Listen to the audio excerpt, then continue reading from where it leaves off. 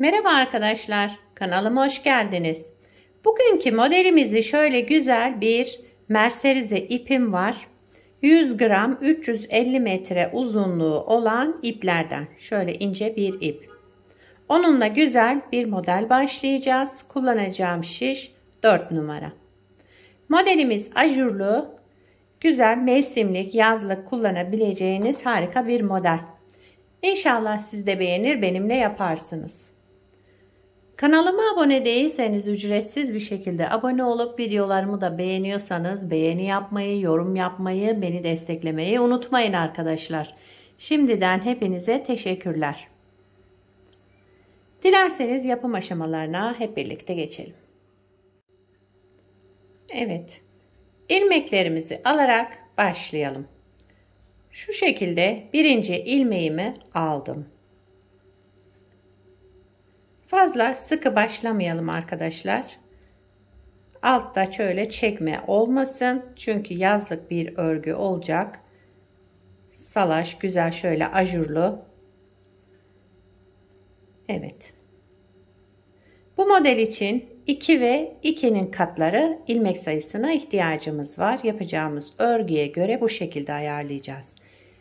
2, 4, 6, 8 diye devam edecek ilmek sayımızı bu şekilde ayarlayıp modelimizi kurmaya başlayacağız. Evet, şöyle sayalım. 1, 2, 3, 4, 5, 6, 7, 8, 9, 10, 11, 12, 13, 14, 15, 16, 17, 18. 19'unu çıkarttım. Şu anda toplamda şişimde 18 ilmeğim var. 18 ilmekle modelimi kurmaya başlayacağım. Kenar ilmeğimi ilk sıra olduğu için ördüm.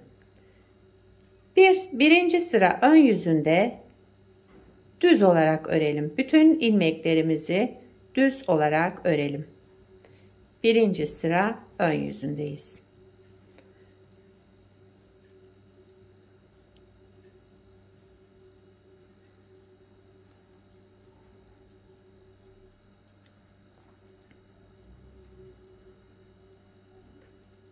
Kenar ilmeğimi de ördüm. İkinci sıra arka yüzündeyiz.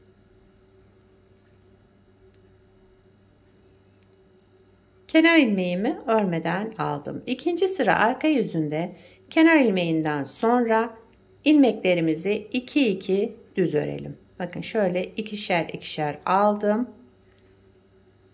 Kesiyorum yani ilmeklerimizi yarısına düşüreceğiz ilmek sayımızı. 2 ilmeği bir düz ördüm, tek ilmeğe düşürdüm. 2 ilmeği düz ördüm, tek ilmeğe düşürdüm.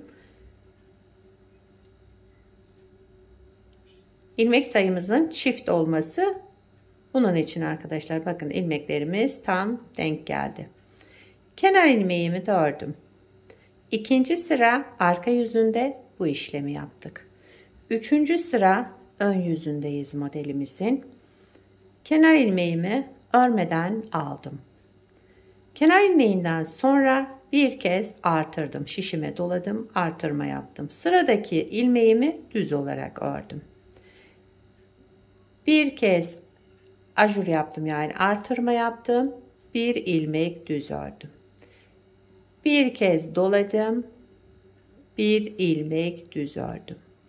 Bir kez doladım şişime ipimi, bir ilmek düz ördüm. Bir doladım, bir düz ördüm. Bir doladım, bir düz ilmek ördüm. Bir doladım, bir düz ilmek ördüm. Üçüncü sıra ön yüzünde bu işlemi yaptık.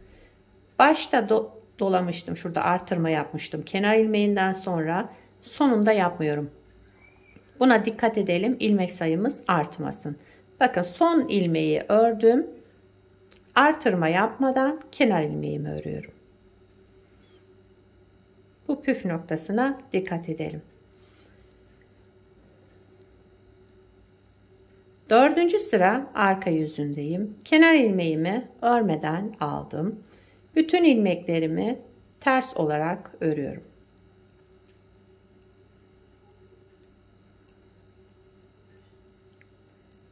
Daha kalın şiş de kullanabilirsiniz. Yazlık şöyle salaş ajurlu model. İstediğiniz iple yapabilirsiniz. Koton ip kullanabilirsiniz. Yaza uygun ipler, mevsimlik örgülerinize uygun ipler kullanabilerek yapılacak güzel bir model.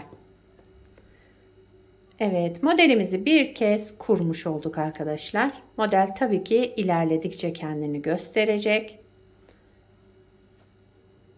Şimdi ikinci modeli kuralım. Birinci sıra ön yüzündeyim. Kenar ilmeğimi örmeden aldım. Bir sıra düz örüyorum. Bütün ilmeklerimi düz olarak örüyorum sıra sonuna kadar. Birinci sıra ön yüzündeyiz.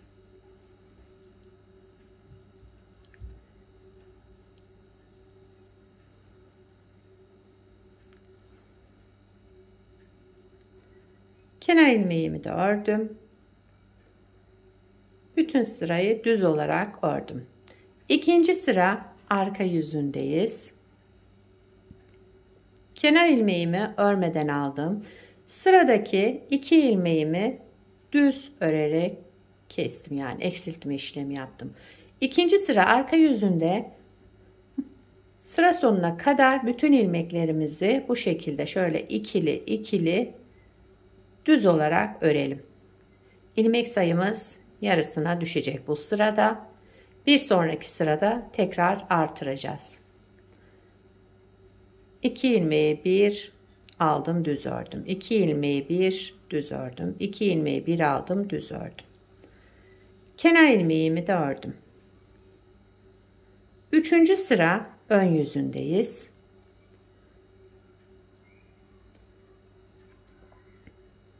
Kenar ilmeğimi örmeden aldım. Sıradaki ilmeğim örmeden bir kez artırma yaptım. Bir doladım, bir ilmek düz ördüm. Bir doladım, bir ilmek düz ördüm. Bir doladım, bir ilmek düz ördüm. Bir doladım, bir ilmek düz ördüm. Bir doladım, bir ilmek düz ördüm. Üçüncü sıra ön yüzünde bu işlemi yapıyoruz. Tekrar bakın, ilmek sayımız eski sayısına döndü. Bir doladım, bir ilmek düz ördüm. Bir doladım, bir ilmek düz ördüm. Sıra başında kenar ilmeğinden sonra burada şöyle bir artırma yapmıştım. Onun için sıra sonunda yapmıyorum. İlmek sayımız aynı kalması için. Son ilmeğimi düz olarak ördüm. Artırma yapmadan kenar ilmeğimi örüyorum.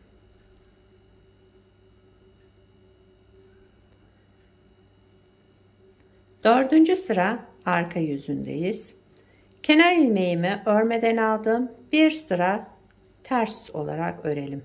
Dördüncü sıra arka yüzünde sıra sonuna kadar ters olarak örelim.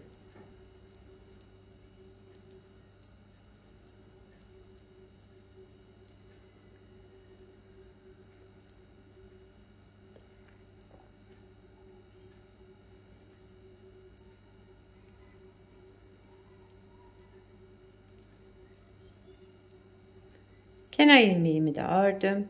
Modelimizi 2 kez kurmuş olduk. Bakın, model tam kendini göstermeye başladı. Bir kez daha kuralım isterseniz arkadaşlar. Modelin birinci sıra ön yüzündeyiz. Kenar ilmeğimi örmeden aldım. Bütün ilmeklerimi düz olarak örüyorum. Birinci sıra ön yüzünde, sıra sonuna kadar bütün ilmeklerimizi düz olarak örelim.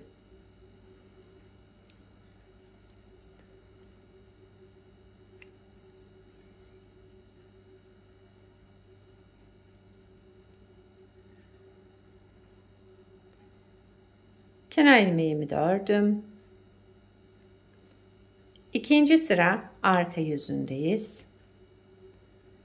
Kenar ilmeğimi örmeden aldım. Sıradaki 2 ilmeğimi düz olarak ördüm.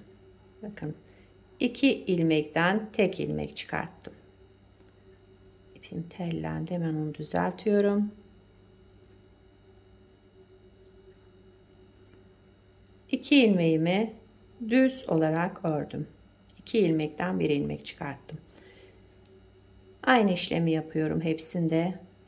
İkinci sıra arka yüzünde bütün ilmeklerimizi 2 alarak düz örelim. İlmek sayımızı yarıya düşürüyoruz bu sırada. Bir sonraki sırada tekrar artırma yapacağız. Kenar ilmeğimi de ördüm. Üçüncü sıra ön yüzündeyiz. Kenar ilmeğimi örmeden aldım. Kenar ilmeğinden sonra bir artırma yaptım. Bir kez doladım. Bir ilmek düz ördüm. Bir doladım. Bir ilmek düz ördüm. Bir doladım. Bir ilmek düz ördüm. Sıra sonuna kadar bu şekilde devam edelim. Üçüncü sıra ön yüzündeyiz. Bir doladım. Bir ilmek düz ördüm. Sıra sonuna geldiğimde son ilmeğimi de düz olarak ördüm. Ondan sonra dolama yapmıyorum arkadaşlar. İlmek sayımız artmasın. Buna dikkat edelim. Başta dolama yaptığım, şurada artırma yaptığım için sonunda yapmıyoruz. Dördüncü sıra arka yüzündeyiz modelin. Kenar ilmeğimi örmeden aldım. Bütün ilmeklerimizi ters olarak örelim. Sıra sonuna kadar dördüncü sıra arka yüzünde ilmeklerimizi ters olarak örelim.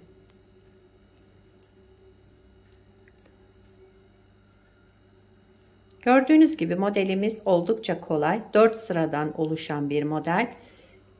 İlmek sayısı da 2 ve 2'nin katlarından olacak. Bu şekilde ayarlayıp modelimizi kuracağız. Evet. Bakın model oluşmaya başladı. Bir de ilerlemiş halini size göstereyim. Bunu da daha önce yapmıştım. Bakın bunu beraber yaptık. Şöyle kenara bırakayım. Modelimizin arka yüzü de bu şekilde. Bakın arka yüzü de gayet güzel. Şöyle kabarık kabarık. Güzel, şöyle ajurlu bir model. Yazlık örgülerinizde, mevsimlik örgülerinizde istediğiniz iple, merserize iple, koton iple, yaza, mevsimlik olarak uygun iplerin hepsini kullanabilirsiniz. Ben lastik kullanmadım. Bir sıra ters örerek başladım. Lastik istemeyen bir model, bakın kıvrılma falan olmuyor. Ama siz yapacağınız örgüye göre lastik de kullanabilirsiniz. Modelimiz böyle arkadaşlar. Evet. Bu modelden istediğiniz örgüyü yapabilirsiniz. Yetişkin örgülerinde kullanabilirsiniz. Çocuk örgülerinde kullanabilirsiniz. Şal yapımında kullanabilirsiniz. Şala uygun iplerle, yelek yapımında kullanılabilir. Yelekli iplerle. Benim çok hoşuma gitti. Sizinle de paylaşmak istedim. Beni buraya kadar izlediyseniz bir beğeni yapmayı, bir yorum yapmayı, beni desteklemeyi unutmayın arkadaşlar. Yapacak olanlara kolay gelsin. Bir sonraki videoda görüşmek üzere. Hoşça kalın.